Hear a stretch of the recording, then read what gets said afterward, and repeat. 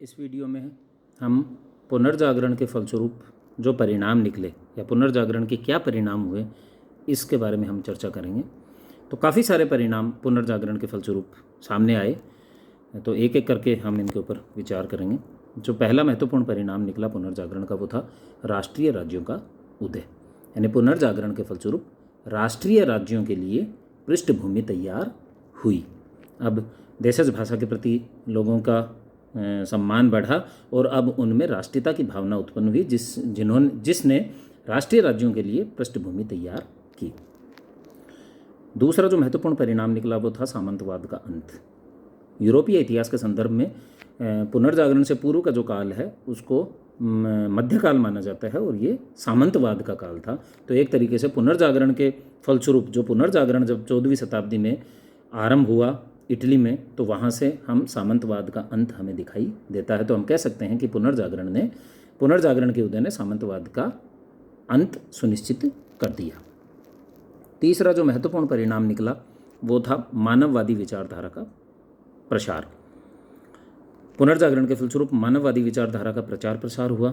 यदि मानववादी विचारधारा की हम बात करें तो अगर सरल शब्दों में कहा जाए तो मानव की मानव जीवन में रुचि ही मानववाद है। और मानववादी विचारधारा में चर्च और पोप के स्थान पर व्यक्ति और समाज महत्वपूर्ण हो गए। अब चर्च और पोप इतने महत्वपूर्ण नहीं बचे मानववादी विचारधारा के अंतर्गत जितने व्यक्ति और समाज हुए। और फ्रांसिस्को पेट्रार्क जो है उसे मानववाद का जनक कहा जाता है। अगला जो महत्वपूर्ण परिणाम पुनर्जागरण का निकला वो था देशज भाषा का विकास। पुनर्जागरण के फलस्वरूप देशज भाषा का विकास हुआ। यदि पुनर्जागरण से पहले की हम बात करें तो मध्य युग में लैटिन और ग्रीक जो भाषाएं थी वो उन भाषाओं का अत्यधिक प्रयोग होता था और लैटिन चर्च की सार्वभौमिक भाषा भी थी। अब पुनर्जागरण के फलस्वरूप देशज भाषा का विकास हुआ। देशज भाषा में भी साहित्य रचा जाने लगा और देशज भाषा के प्रति लोगों की रुचि अब बढ़ने लगी। अगला जो महत्वपूर्ण परिणाम निकला वो था साहित्य के क्षेत्र में विकास। अगर पुनर्जागरण काल के साहित्य की बात की जाए तो उसकी कुछ बातें महत्वपूर्ण थी कि एक तो जो साहित्य रचा गया वो देशज भाषा में रचा गया, यानी देशज भाषा में बड़े पैमाने पर पुनर्जागरण काल में साहित्य तैयार हुआ। जो साहित्य रचा गया वो जनसाधारण को ध्यान में रखकर रचा गया, यानी जनसाधारण के एक बहुत बड़े तबके को ध्यान में रखकर साहित्य लिखा गया। इस काल में जितने साहित्यकार हुए उतने अन्य किसी काल में नहीं हुई। मतलब आप Dante, Francesco Petrarch, Machiavelli, William Shakespeare, Thomas More, Geoffrey Chaucer, Desiderius Erasmus, Boccaccio, ऐसे अलग अलग देश, चाहे वो इंग्लैंड हो, चाहे वो फ्रांस हो, चाहे वो जर्मनी हो, मार्टिन लूथर, ऐसे ऐसे साहित्यकार या ऐसे ऐसे लेखक इस काल में हुए जितने अन्य किसी काल में हमें देखने को नहीं मिलते। और बहुत ही उच्च स्तर का साहित्य पुनर्जागरण काल में रचा गया। तो साहित्य के क्षेत्र में भी एक बहुत बड़ा विकास, क्रांतिकारी परिवर्तन हमें पुनर्जागरण के फलस्वरूप दिखाई देता है। अगला जो महत्वपूर्ण परिणाम निकला वो था कला के क्षेत्र में विकास। कला के क्षेत्र को भी पुनर्जागरण ने काफ़ी हद तक प्रभावित किया और काफ़ी परिवर्तन कला के क्षेत्र में हमें दिखाई देते हैं। हम कह सकते हैं कि मध्ययुगीन जो कला थी उसके ऊपर चर्च का पूरा नियंत्रण था। मध्ययुगीन कला धर्म से प्रभावित थी और काल्पनिक थी, जबकि पुनर्जागरण के फलस्वरूप जो कला विकसित हुई यानी कि पुनर्जागरण कालीन कला प्राकृतिक सौंदर्य से प्रेरित थी और यथार्थवादी थी। तो कला के क्षेत्र को काफ़ी हद तक पुनर्जागरण ने या रेनेसां ने प्रभावित किया। और कला के जो विभिन्न आयाम, चाहे स्थापत्य कला हो, चित्रकला हो, मूर्ति कला हो, इसके क्षेत्र में काफ़ी महत्वपूर्ण परिवर्तन हमें दिखाई देते हैं और कला के इन विभिन्न आयामों में अलग अलग बदलाव हमें दिखाई देते हैं। अगर स्थापत्य कला की हम बात करें तो स्थापत्य कला में जो मध्य युग में जो स्थापत्य कला की शैली प्रचलित थी वो गोथिक शैली थी, जबकि पुनर्जागरण काल में जो स्थापत्य कला की शैली विकसित हुई वो ग्रीको रोमन शैली है। और इसके अंतर्गत गोथिक शैली के में काफ़ी सारे बदलाव, अगर एक महत्वपूर्ण बदलाव की मैं बात करूं तो पहले जो गोथिक शैली में नुकीले मेहराब बनाए जाते थे अब वो ग्रीको रोमन शैली में गोल मेहराब बनाए जाने लगे। ग्रीको रोमन शैली के अंतर्गत सज्जा, श्रृंगार और डिजाइन पर अत्यधिक बल दिया गया, गौथिक शैली में पत्थर का सबसे ज़्यादा प्रयोग होता था, लेकिन अब लकड़ी का ज़्यादा प्रयोग होने लगा। और इसी प्रकार के परिवर्तन हमें चित्रकला और मूर्तिकला के अंतर्गत भी दिखाई देते हैं। तो कला के क्षेत्र को काफ़ी हद तक पुनर्जागरण ने प्रभावित किया।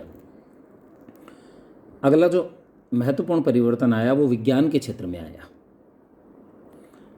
पुनर्जागरणकालीन विज्ञान निरीक्षण, अनुसंधान और जांच पर आधारित था और इस काल में बड़े पैमाने पर वैज्ञानिक प्रयोग किए गए और जिसके फलस्वरूप अनेक नए आविष्कार हमें इसमें दिखाई देते हैं। और बड़े बड़े वैज्ञानिकों के जो नाम आइजैक न्यूटन कह सकते हैं, कोपरनिकस कह सकते हैं, और बहुत से नाम ऐसे जो खगोल शास्त्री और बड़े वैज्ञानिक जो पुनर्जागरण काल में हुए और उनके फलस्वरूप जो नए नए आविष्कार विज्ञान के क्षेत्र में हुए, उन्होंने विज्ञान के क्षेत्र को काफ़ी विकसित किया। तो विज्ञान के क्षेत्र को काफ़ी हद तक पुनर्जागरण ने प्रभावित किया। अगला जो महत्वपूर्ण परिणाम निकला वो था भौगोलिक खोजों का आरंभ। पुनर्जागरण के फलस्वरूप भौगोलिक खोजें अब आरंभ हुई। हम पहले भी चर्चा कर चुके हैं कि 1453 में कुस्तुनतुनिया पर तुर्कों का अधिकार हो गया और इसका एक महत्वपूर्ण परिणाम ये निकला कि अब एशिया और यूरोप का भूमार्ग यानी ज़मीन से जो संपर्क था वो एशिया महाद्वीप और यूरोप महाद्वीप का ज़मीन का जो संपर्क था वो कट गया, वो भूमार्ग अवरुद्ध हो गया। तो अब चूंकि व्यापार वाणिज्य आवश्यकता थी, तो व्यापार वाणिज्य कैसे हो, इसके लिए नए नए समुद्री मार्ग खोजने के प्रयास किए जाने लगे। तो जो नए नए समुद्री मार्ग खोजने के प्रयास हुए उसमें दो देशों की सबसे महत्वपूर्ण भूमिका रही, वो हैं पुर्तगाल और स्पेन। और पुर्तगाल और स्पेन के प्रयासों से नए नए समुद्री मार्ग खोजे गए और इन समुद्री मार्गों के खोजने से अब पश्चिम और पूर्व का संपर्क बढ़ा और जिसके फलस्वरूप पूर्व की जो तर्क शक्ति, प्रयोग पद्धति आदि की जानकारी पश्चिम तक पहुंची और इससे पश्चिम में एक नई चेतना का संचार हमें दिखाई देता है। अगला जो महत्वपूर्ण परिणाम पुनर्जागरण का निकला वो था चर्च की प्रतिष्ठा को आघात पहुंचा। पुनर्जागरण या रेनेसां ने सबसे अधिक जो महत्वपूर्ण परिणाम निकाला वो ये था कि चर्च की प्रतिष्ठा को आघात पहुंचा, क्योंकि पुनर्जागरण से पूर्व जब पुनर्जागरण की भूमिका तैयार हो रही थी उस समय धर्म युद्ध या क्रूसेड्स लड़े गए। ये धर्म युद्ध इस जेरूसलम को लेकर ईसाइयों और मुसलमानों के बीच में लड़े गए थे और इसमें चर्च के तमाम आशीर्वादों के बावजूद, पोप के तमाम आशीर्वादों के बावजूद ईसाई मुसलमानों के खिलाफ सफलता नहीं पा सके। इससे चर्च की प्रतिष्ठा को गहरा आघात पहुंचा और चर्च की प्रतिष्ठा को इस संदर्भ में भी आघात पहुंचा कि अब पुनर्जागरण के लिए जब पृष्ठभूमि तैयार हो रही थी, पुनर्जागरण के फलस्वरूप व्यापार के क्षेत्र में अत्यधिक विकास हुआ, एक सशक्त व्यापारी वर्ग उभर कर सामने आया और इस सशक्त व्यापारी वर्ग को अपने व्यापार को बढ़ाने के लिए पूंजी की आवश्यकता होती थी और वो ये पूंजी ब्याज पर पैसे लेकर उठाता था। तो लेकिन चर्च की मान्यताओं के अनुसार ब्याज लेना और देना दोनों गलत था। तो व्यापारी वर्ग जो था वो चर्च की इस मत से सहमति नहीं रखता था। तो अब व्यापारी वर्ग का भी जो दृष्टिकोण था वो चर्च के प्रति नकारात्मक होने लगा। तो हम कह सकते हैं कि चर्च ने काफ़ी हद तक पुनर्जागरण ने या रेनेसां ने काफ़ी हद तक चर्च की प्रतिष्ठा को आघात पहुंचाया।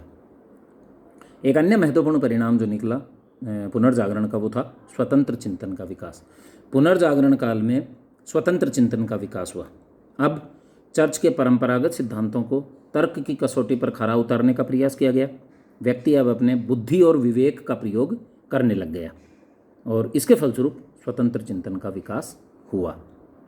एक अन्य महत्वपूर्ण परिणाम ये निकला कि व्यापार के क्षेत्र में भी विकास हुआ।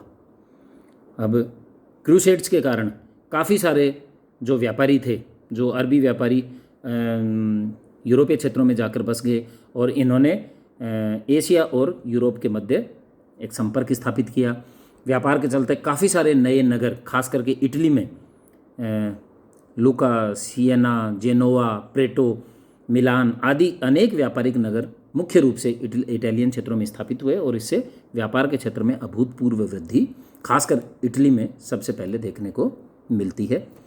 और अगला जो महत्वपूर्ण परिणाम इसका निकला कि इससे साम्राज्यवाद का जन्म हुआ पुनर्जागरण काल ने। ये इसका नकारात्मक परिणाम हम कह सकते हैं कि जो साम्राज्यवाद था उसका जन्म भी हम पुनर्जागरण या रेनेसां को मान सकते हैं, क्योंकि नए भौगोलिक खोजों के फलस्वरूप नए नए क्षेत्रों के संपर्क में यूरोपियन देश आए और उन्होंने फिर उपनिवेश स्थापित करके और वाणिज्यवाद के चलते उन्होंने उपनिवेश स्थापित किए और इस प्रकार साम्राज्यवाद को बढ़ावा रेनेसां या पुनर्जागरण ने दिया। तो ये कुछ महत्वपूर्ण परिणाम थे जो पुनर्जागरण के फलस्वरूप निकल कर सामने आए।